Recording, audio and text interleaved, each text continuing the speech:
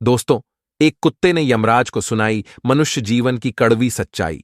सुनकर आप भी चौंक जाएंगे। इस प्राचीन कथा में हम आपको बताएंगे कि कैसे एक कुत्ता यमलोक पहुंच जाता है और यमराज से शर्त लगाता है, और यमराज उस शर्त में कुत्ते से हार जाते हैं और फिर यमलोक के सारे नियम बदलने पड़ते हैं। इस कथा में हम जानेंगे भगवान विष्णु ने यमराज को मनुष्य जीवन के संबंध में कौन सा महत्वपूर्ण ज्ञान दिया है। तो चलिए दोस्तों, आपका समय बर्बाद न करके कथा को शुरुआत करते हैं। दोस्तों, प्राचीन काल में मध्य देश में एक अत्यंत शोभायमान नगरी थी। उस नगरी में एक धनवान सेठ रहता था। वह उस सेठ के पास एक लाल रंग का कुत्ता होता है। वह सेठ बहुत लालची और कपटी स्वभाव का होता है, किंतु वह भगवान विष्णु का परम भक्त होता है। वह हमेशा अपने इष्ट देव भगवान विष्णु की पूजा आराधना करता रहता था। फिर एक दिन उस सेठ की भक्ति से प्रसन्न होकर भगवान विष्णु उससे मिलने के लिए पधारते हैं और उसे दर्शन देते हैं और कहते हैं, हे वत्स, मैं तुम्हारी भक्ति से अत्यधिक प्रसन्न हूं। मांगो तुम्हें जो भी वर चाहिए, तुम्हारी जो भी इच्छा और मनोकामना है, मैं अवश्य पूर्ण करूंगा। वह सेठ भगवान विष्णु से कहता है, हे प्रभु, मैं आपके दर्शन करके धन्य हुआ। प्रभु, मुझे कुछ नहीं चाहिए, मेरे पास आपका दिया हुआ सब कुछ है। फिर वह सेठ एक सादा कागज निकालता है और भगवान विष्णु से कहता है, हे प्रभु, आप इस कागज पर अपने दस्तखत कर दीजिए ताकि मैं दुनिया के लोगों को भगवान के होने का सबूत दिखा सकूं। आजकल दुनिया में कोई ये मानना ही नहीं चाहता है कि भगवान है। फिर भगवान ने कहा, ठीक है वत्स, लाओ मैं तुम्हारे कागज पर दस्तखत कर देता हूं। इतना कहकर भगवान विष्णु उस सेठ के कागज पर दस्तखत कर देते हैं और अंतर्ध्यान हो जाते हैं। फिर वह सेठ उस कागज को हमेशा अपनी जेब में ही डालकर रखता था ताकि वह दूसरों को भगवान के होने का सबूत दिखा सके। फिर कुछ दिनों बाद उस सेठ का वह कुत्ता मर जाता है, जिससे वह सेठ बहुत ही दुखी हो जाता है। सेठ का कुत्ता मृत्यु के बाद यमलोक में जाने लगता है। फिर यमलोक पहुंचने के बाद वह कुत्ता यमराज के सामने आकर खड़ा हो जाता है। यमराज उस कुत्ते का लेखा जोखा निकालते हैं और कहते हैं, हे श्वान, तुमने तो पशु का जन्म पाकर भी कोई पाप नहीं किया है। तुमने हमेशा अपने मालिक के साथ वफादारी की है, कभी किसी पशु पक्षी आदि प्राणियों को कष्ट नहीं दिया है। तुमने अपने सभी काम बड़े ईमानदारी के साथ किए हैं। हे श्वान, एक कुत्ते का जन्म पाकर भी तुमने कोई भी घृणित कार्य नहीं किए हैं, इसीलिए तुम्हारे सभी जन्मों के पाप अब नष्ट हो चुके हैं। हे श्वान, अब तुम बताओ, तुम किस लोक में जाना चाहते हो? तुम जहां चाहोगे वहां तुम्हें भेजा जाएगा।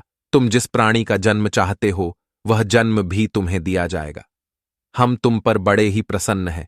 शीघ्र बताओ तुम्हारी क्या मनोकामना है। फिर वह कुत्ता बोलने लगता है, हे धर्मराज, आप चाहे मुझे नरक में भेजो या स्वर्ग में, मैं कहीं पर भी जाने के लिए तैयार हूं। लेकिन मेरी आपसे विनती है कि मैं जिस भी स्थान पर रहूं, मैं किसी मनुष्य के बंधन में ना रहूं। मुझे किसी मनुष्य की गुलामी न करनी पड़े और ना ही मुझे मनुष्य का जीवन चाहिए।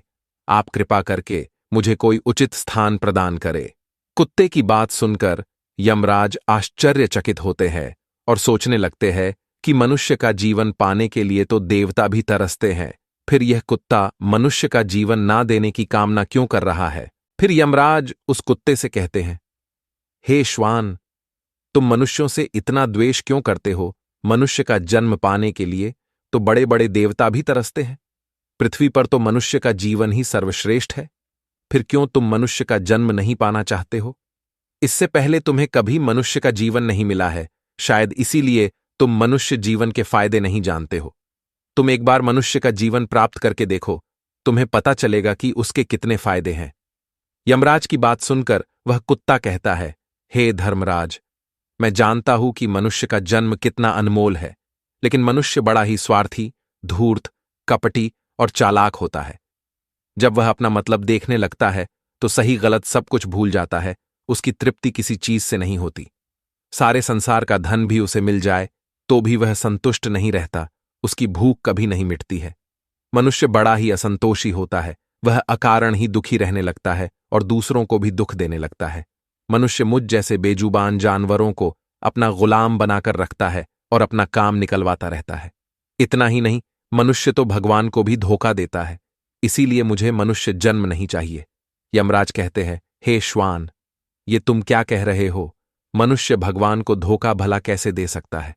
तुम जरा बताओ, मैं भी तो जानूं। फिर कुत्ता कहने लगता है, हे धर्मराज, मनुष्य जब मंदिर में जाता है तो स्वार्थी मन से भगवान की पूजा करता है। भगवान से कहने लगता है, हे भगवान, मेरा ये काम बना दो, मैं इतने पैसे चढ़ाऊंगा, दान धर्म करूंगा, भंडारा करूंगा, गरीबों को कपड़े दान करूंगा। लेकिन जब उसका काम पूरा हो जाता है तो वह सब कुछ भूल जाता है।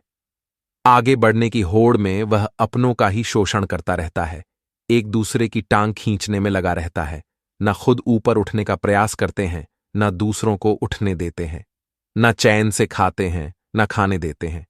अपना काम बनाने के लिए दूसरों को धोखा देता है। और उसकी धूर्तता तो देखिए, वह भगवान को भी लालच दिखाकर अपना काम बना लेता है। जब काम पूरा होता है तो कहता है, भगवान के पास तो सब कुछ है, मैं उन्हें क्या दे सकता हूं। इस प्रकार से कहकर वो अपनी बात से मुकर जाता है। हे यमराज, इंसानों के बुरे कर्मों को घिनाते गिनाते मैं थक जाऊंगा, किंतु उसके बुरे कर्म समाप्त नहीं होंगे। उसकी चालाकी के आगे तो देवता भी कुछ नहीं है। कुत्ते की बात सुनकर यमराज कहते हैं, हे श्वान, माना कि इंसान बहुत चालाक है, लेकिन वह हम देवताओं को मूर्ख नहीं बना सकता, क्योंकि हमारे यहां जितने भी जीव आते हैं उन्हें हम ही दंड देते हैं। उसने पृथ्वीलोक पर कितनी चालाकी क्यों न की हुई हो, उसे मृत्यु के बाद यही आना पड़ता है। सभी इंसान यहां पर आकर हमारे सामने रोते हैं, माफी मांगने लगते हैं, नरक जाने के भय से और मेरे भयंकर रूप को देखकर थर थर कांपते हैं। सभी मनुष्य हमारे अधीन रहकर ही काम करते हैं। फिर वह कुत्ता बोलता है, हे धर्मराज, आपके पास जितने भी मनुष्य आते हैं वे सब मरे हुए होते हैं। आपका पाला किसी जीवित इंसान से नहीं पड़ा है। यदि आप किसी जीवित मनुष्य को यमलोक लेकर आओगे तब आपको पता चल जाएगा कि जीवित इंसान कितना खतरनाक होता है। उस कुत्ते की बात सुनकर यमराज को आश्चर्य हुआ और गुस्सा भी आ गया। वे सोचने लगे, ये तो हमारे यहां पर आकर हमारा ही अपमान कर रहा है। इस तुच्छ कुत्ते को दिखाना होगा हमारे सामने कोई इंसान कुछ भी नहीं है। इंसानों की चालाकी हमारे सामने नहीं चल सकती। इस बात को साबित करने के लिए यमराज अपने दूतों को बुलाते हैं और कहते हैं, हे दूतों, जाओ और इस कुत्ते के मालिक को जीवित ही उठाकर यमलोक लेकर आ जाओ। हम भी देखते हैं कि जीवित इंसान हमारे सामने क्या चालाकी करता है। अगर यह कुत्ता गलत साबित होता है तो इसे अनेक वर्षों तक नरक में डाला जाएगा। उस कुत्ते को पूरा यकीन था कि एक अकेला जीवित मनुष्य स्वर्ग लोक में खलबली मचा देगा। फिर यम के दूत धरती लोक पर जाते हैं और उस कुत्ते के मालिक को अर्थात उस सेठ को चारपाई के साथ उठाकर यमलोक ले जाने लगते हैं। तभी बीच रास्ते में उस सेठ की नींद खुल जाती है और वह देखता है कि दो अत्यंत हृष्ट पुष्ट सिंगों वाले यमदूत उसे चारपाई के साथ उठाकर यमलोक ले जा रहे होते हैं। वह सेठ उन यमदूतों से पूछने लगता है, हे यमदूत, क्या मेरी मृत्यु नींद में हो चुकी है? तब यमदूत कहने लगते हैं, नहीं मनुष्य, तुम अभी जीवित ही हो। फिर वह सेठ कहता है, फिर आप दोनों मुझे कहां ले जा रहे हैं? मैंने कौन सा पाप किया है?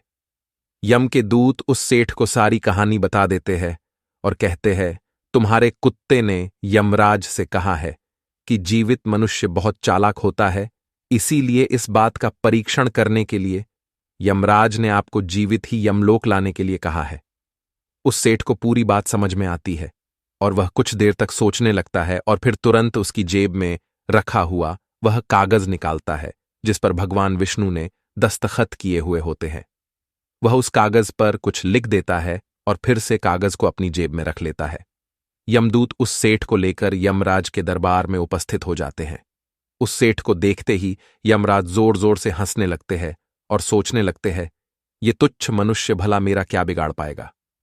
फिर वह सेठ जाकर यमराज के सामने खड़ा हो जाता है और अपनी जेब से वह कागज निकालकर यमराज को देता है। जब यमराज उस कागज को खोलकर पढ़ने लगते हैं तो वे तुरंत ही सिंहासन से उठकर खड़े हो जाते हैं और उस सेठ को सिंहासन पर बिठाकर खुद उसके स्थान पर खड़े हो जाते हैं, जिसे देखकर यमराज के सभी दूत चौंक जाते हैं, सोचने लगते हैं, यमराज ये क्या कर रहे हैं? एक मानव को अपने सिंहासन पर बिठा रहे हैं।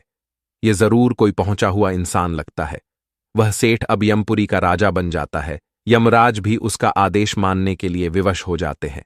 फिर वह सेठ सिंहासन पर बैठते ही यमलोक के सभी कानून बदल देता है और यमराज को ही यमलोक के द्वार का पहरेदार बना देता है। फिर वह सेठ सोचने लगता है, जब मैं मर जाऊंगा तो मुझे भी यहां पर आना पड़ेगा और मेरे पाप कर्मों के कारण मुझे भी नरक में डाला जाएगा।